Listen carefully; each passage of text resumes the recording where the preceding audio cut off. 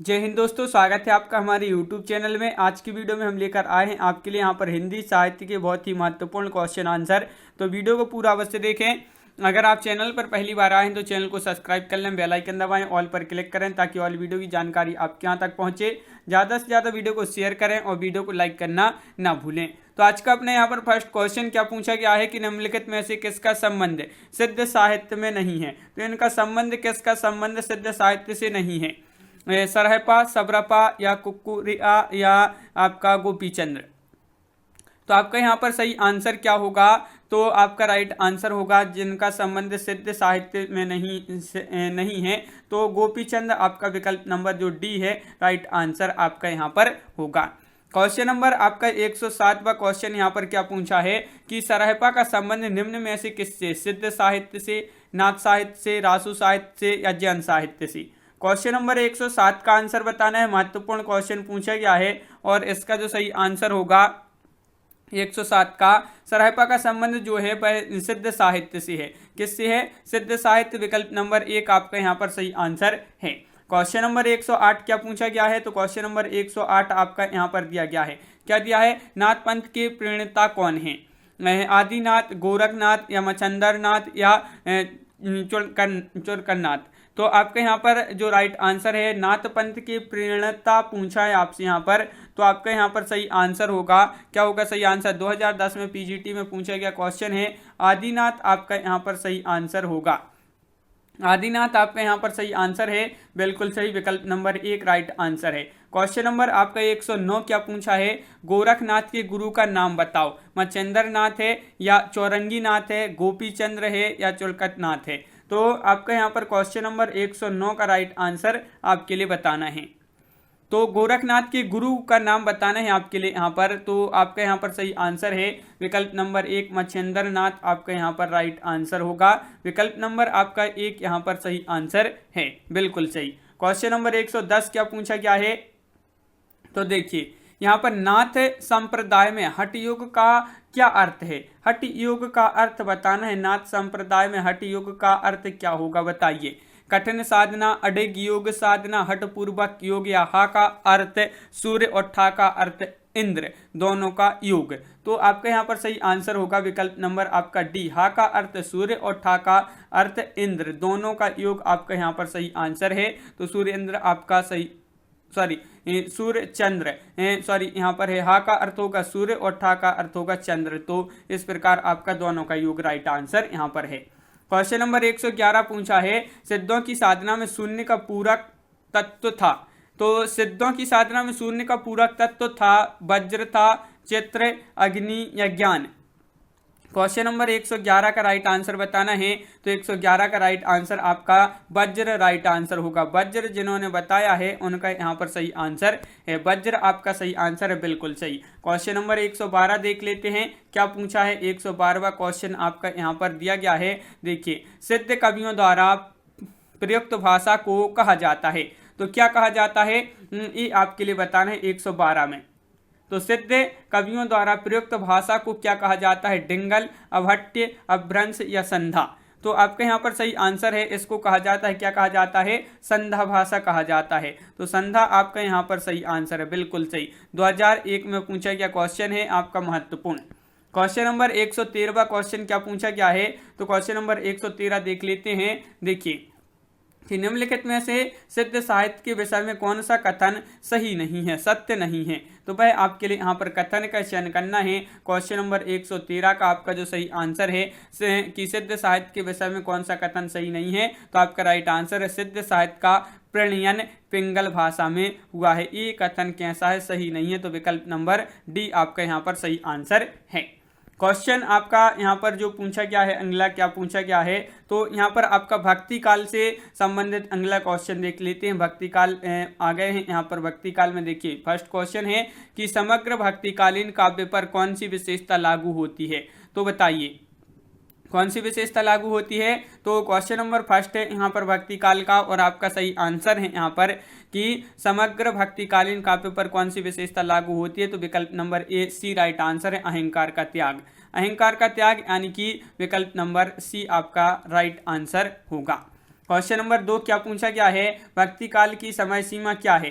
तो भक्ति काल की समय सीमा बताने हैं आपके लिए क्या है, महत्वपूर्ण क्वेश्चन पूछा गया है। 4 विकल्प आपके यहाँ पर उपलब्ध हैं और क्वेश्चन नंबर 2 का आपका जो सही आंसर होगा कि भक्ति काल की समय सीमा क्या है, तो आपका विकल्प नंबर डी राइट आंसर है। उपरोक्त में से कोई नहीं, उपरोक्त में से कोई नहीं आपका सही आंसर है। देखिए हिंदी साहित्य में भक्ति काल का समय विक्रम संवत 1375 से जो है 1700 तक माना जाता है। और यहाँ पर आपका अगला क्वेश्चन क्या पूछा है, देखिए यहाँ पर ये रहा कि आपका अगला क्वेश्चन है संवत 1375 से 1700 तक के साहित्य में कौन सी भावधारा परिलक्षित होती है। तो श्रृंगारिकता, रीति, वीरता या भक्ति। तो आपके यहाँ पर सही आंसर है, यहाँ पर भक्ति राइट आंसर है। अभी पढ़ा भक्ति, आपका डी राइट आंसर है, तो बिल्कुल सही। अगला क्वेश्चन क्या पूछा है, क्वेश्चन नंबर 4 देख लेते हैं। भक्ति के स्रोत को दक्षिण से उत्तर भारत में प्रसारित होने के सिद्धांत का समर्थन करने वाले विद्वान हैं। तो भक्ति के स्रोत को दक्षिण से उत्तर भारत में प्रसारित होने के सिद्धांत का समर्थन करने वाले जो विद्वान हैं, गिरीशन, आचार्य रामचंद्र शुक्ल, हजारी प्रसाद द्विवेदी या जयशंकर प्रसाद। तो वह विद्वान है कौन, आचार्य रामचंद्र शुक्ल। शुक्ल आपका यहाँ पर सही आंसर है, शुक्ल जी थे, तो आपका यहाँ पर विकल्प नंबर सी राइट आंसर है। क्वेश्चन नंबर 5 आपसे यहाँ पर क्या पूछा गया है, तो वह देख लेते हैं। यहाँ पर दिया गया है क्वेश्चन नंबर 5, तो देखिए क्या है, ये रहा आपका क्वेश्चन नंबर 5। देखिए हिंदी का भक्ति काल बाहरी आक्रमण की प्रतिक्रिया है, यह कथन निम्नलिखित में से किस विद्वान का है। तो क्वेश्चन नंबर 5 का आंसर बताइए, ये कथन बताना है किस विद्वान का ये कथन है। तो क्वेश्चन नंबर 5 का आपका जो राइट आंसर होगा बताइए। महत्वपूर्ण क्वेश्चन है क्वेश्चन नंबर 5, विकल्प नंबर सी राइट आंसर है। रामचंद्र शुक्ल आपका सही आंसर है, बिल्कुल सही, रामचंद्र शुक्ल जिन्होंने बताया है, विकल्प नंबर सी आपका सही आंसर यहाँ पर है। क्वेश्चन नंबर 6 क्या पूछा गया है कि रामानुजाचार्य ने किस दर्शन का प्रतिपादन किया है। तो वह दर्शन बताना है, कौन सा वह दर्शन है जिसका प्रतिपादन किया है किसने, रामानुजाचार्य ने। तो 4 विकल्प आपके यहाँ पर दिए गए हैं। क्वेश्चन नंबर है 6, महत्वपूर्ण क्वेश्चन, बताइए क्या है इसका सही आंसर। रामानुजाचार्य ने किस दर्शन का प्रतिपादन किया है, तो विशिष्टता द्वैतवाद आपका विकल्प number C right answer. 2013 TGT में ये क्वेश्चन पूछा गया है। क्वेश्चन नंबर आपका यहाँ पर जो 7 पूछा गया है, भाई क्या पूछा गया है, तो यहाँ पर देख लेते हैं। क्वेश्चन नंबर 7 आपका देखिए, विशिष्टता द्वैतवाद के प्रतिपादक कौन थी। तो अब भी पढ़ा है कौन थे, रामानुजाचार्य आपका यहाँ पर सही आंसर होगा, बिल्कुल सही, रामानुजाचार्य विकल्प नंबर बी। अब भी पढ़ा यहाँ पर पिछले क्वेश्चन में। आलवार भक्तों की संख्या कितनी मानी गई है। तो आलवार भक्तों की संख्या बताना है कितनी मानी गई है। इनकी संख्या 4 विकल्प आपके यहाँ पर दिए गए हैं, 9, 12, 20 या 15। तो आपका यहाँ पर सही आंसर होगा, आलवार भक्तों की जो संख्या मानी गई है वह मानी गई है 12। कितनी मानी गई है, 12, यानी कि विकल्प नंबर सी आपका राइट आंसर है।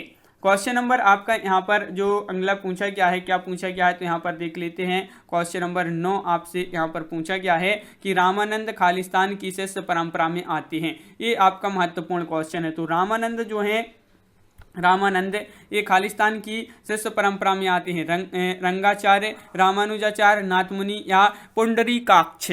तो 9 का आपका जो सही आंसर होगा वह आपका यहाँ पर होगा सही आंसर रामानुजाचार्य। रामानुजाचार्य की शिष्य परंपरा में आते हैं रामानंद। तो विकल्प नंबर सी आपका सही आंसर है। क्वेश्चन नंबर आपका यहाँ पर 10 पूछा है, निम्नलिखित में से कौन रामानंद की शिष्य परंपरा में नहीं है। नहीं है, कौन नहीं है, कबीरदास, मलुकदास, नरहरिदास या रैदास। तो क्वेश्चन नंबर 10 का आंसर बताइए, महत्वपूर्ण क्वेश्चन है आपका यहाँ पर। और इसका जो सही आंसर जीआईसी प्रवक्ता परीक्षा 2015 में पूछा गया क्वेश्चन है, सही आंसर होगा आपका विकल्प नंबर सी मलुकदास। मलुकदास रामानंद की शिष्य परंपरा में नहीं आते हैं, तो विकल्प नंबर सी राइट आंसर यहाँ पर है। क्वेश्चन नंबर 11 पूछा गया है कि निम्नलिखित में से कौन स्वामी रामानंद का शिष्य नहीं है। तो नहीं था तो कौन नहीं था, ये आपके लिए बताना है। तो रामानंद, स्वामी रामानंद का शिष्य नहीं था, तो अनंतानंद, नरहरियानंद, सुखानंद या रैदास। तो क्वेश्चन नंबर 11 का सही आंसर बताइए।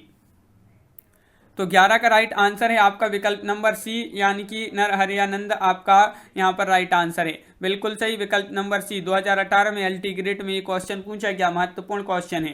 क्वेश्चन नंबर 12 यहाँ पर देख लेते हैं क्या पूछा है। देखिए ये रहा आपका क्वेश्चन नंबर 12। टीजीटी पीजीटी 2010-2012 में पूछा गया, भक्तिकाल को हिंदी काव्य का स्वर्ण युग सर्वप्रथम किसने कहा है।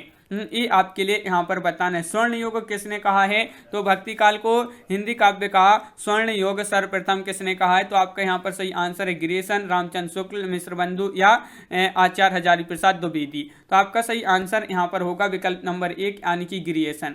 देखिए विकल्प नंबर 1 आपके यहाँ पर सही आंसर है। देखिए भक्ति काल को हिंदी काव्य का स्वर्ण युग सर्वप्रथम गिरिशन ने कहा है। क्वेश्चन नंबर आपका 13 क्या पूछा गया है? तो 13वां क्वेश्चन देख लेते हैं। हिंदी के किस काल को स्वर्ण युग कहा जाता है? तो अब भी पढ़ा कि भक्ति काल को स्वर्ण युग कहा जाता है और स्वर्ण युग जो कहा है वह गिरिशन जी ने कहा है। क्वेश्चन नंबर 14 क्या पूछा गया है? तो क्वेश्चन नंबर 14 पूछा गया है यहाँ पर आपका, देखिए भक्ति काल का नाम पूर्व मध्यकाल किस आचार्य ने दिया है? तो देखिए पूर्व मध्यकाल ये जो नाम दिया है किस आचार्य ने दिया है, ये आपके लिए यहाँ पर बताना है। तो आपका यहाँ पर जो सही आंसर होगा डॉक्टर नगेंद्र राम कुमार वर्मा, आचार्य नंदुलारी वाजपेयी या हजारी प्रसाद द्विवेदी। तो आपका सही आंसर है, ये जो नाम दिया है वह डॉक्टर नगेंद्र ने दिया है। तो विकल्प नंबर 1 आपका यहाँ पर सही आंसर है। क्वेश्चन नंबर आपका यहाँ पर 15 पूछा है, नाभादास कृत भक्तमाल की भाषा क्या है? तो भक्तमाल की भाषा आपके लिए यहाँ पर बताना है, भक्तमाल की भाषा क्या है? अवधी, हिंदी, खड़ी बोली, ब्रजभाषा या मैथिली। क्वेश्चन नंबर 15 है और 15 का जो राइट आंसर बताना है आपके लिए, तो 15 का आपका ब्रजभाषा आपका सही आंसर है। बहुत बढ़िया, Brajbhasha right answer. Question number 16 यहाँ पर देख लेते हैं क्या पूछा गया है। क्वेश्चन नंबर 16, तो क्वेश्चन नंबर 16 आपका ये रहा, भक्तमाल के रचनाकार कौन है? ये क्वेश्चन तो बहुत ही महत्वपूर्ण है, बताइए। भक्तमाल के रचनाकार पूछा है, रैदास हैं, धर्मदास हैं, नाभादास हैं या जीवदास हैं। तो क्वेश्चन नंबर 16 का आपका जो सही आंसर होगा वह होगा आपका राइट आंसर यहाँ पर 16 का, भक्तमाल के रचनाकार हैं नाभादास, यानी कि विकल्प नंबर बी आपका सही आंसर यहाँ पर होगा। नाभादास द्वारा लिखित अष्टयाम किस भाषा में लिखी गई है? अष्टयाम, ये क्वेश्चन महत्वपूर्ण है। जो अष्टयाम है ये किस भाषा में लिखी गई है? तो छत्तीसगढ़ी में, ब्रजभाषा में, अवधी में, मालवी में। क्वेश्चन नंबर 17 का सही आंसर बताइए। 4 विकल्प दिए गए हैं और अष्टयाम किस भाषा में लिखी गई, किसके द्वारा लिखे थे? नाभादास द्वारा, और ये लिखी गई है ब्रजभाषा में, यानी कि विकल्प नंबर सी आपका यहाँ पर सही आंसर है। क्वेश्चन नंबर 18 क्या पूछा गया है, अष्टयाम की रचयिता कौन है? तो अष्टयाम की रचयिता बताना है आपके लिए सूरदास, नाभादास, गोकुलनाथ या वल्लभाचार्य। ये आपकी ब्रज भाषा में लिखी गई है अष्टयाम, और इसके जो रचयिता हैं वह आपसे पूछा है। तो आपका टीजीटी परीक्षा 2011 में एक क्वेश्चन पूछा था, और नाभादास इसकी क्या है? रचयिता है, किसकी? अष्टयाम की। क्वेश्चन नंबर 19 क्या पूछा है, भक्तमाल के रचयिता नाभादास के गुरु का नाम था? तो भक्तमाल के रचयिता नाभादास के गुरु का नाम था नरहरि दास या विठलनाथ, वल्लभाचार्य या अग्रदास। क्वेश्चन नंबर 19 का सही आंसर बताना है, और 19 का आपका जो सही आंसर है वह क्या होगा, बताइए। 19 का राइट आंसर, तो 19 का आपका यहाँ पर राइट आंसर होगा अग्रदास। अग्रदास आपका यहाँ पर सही आंसर है, बिल्कुल सही, विकल्प नंबर डी राइट आंसर है। संत काव्य धारा से संबंधित महत्वपूर्ण क्वेश्चन है आपके यहाँ पर कि संत साधना का साहित्यिक रूप प्रारंभ हुआ काशी से, पंढरपुर से, प्रयाग से या उज्जैन से?